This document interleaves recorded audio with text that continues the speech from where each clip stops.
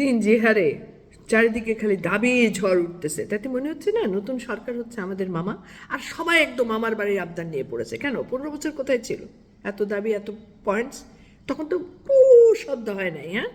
আর এখন একটা সরকার মাত্র এসে বসেছে, এর কত রকমের জায়গা আছে, সব জায়গা সেটেল করতে হবে।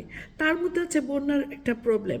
এই সব কোনো কিছু ভাবছি না, সবাই খালি দিতে হবে করে যে ঝাঁপিয়ে পড়ে এই যে নৈরাজ্যের সৃষ্টি করা হচ্ছে, জনজীবন দুর্বিষহ করা হচ্ছে, সবচেয়ে বড় কথা কাজের মধ্যেও বিশৃঙ্খলার সৃষ্টি করা হচ্ছে। এটা ঠিক না। মামার বাড়ির আবদার সাথে সাথে কিন্তু একটা কথা মনে রাখতে হবে, ওই যে মামার বাড়িতে দুধ ভাতে খাইতে গেছিল, হ্যাঁ, মামি কিন্তু লাঠি নিয়ে আসছিল, ওই লাইনটা কিন্তু ভুলে গেছিলে, চলবে না। সব কিছুরই একটা সীমা থাকা উচিত। হ্যাঁ, দাবি দেওয়া থাকতেই পারে, তার জন্য লিখিত দাও, সময় দেওয়া হোক, বাট এই ধরনের নৈরাজ্য কেন?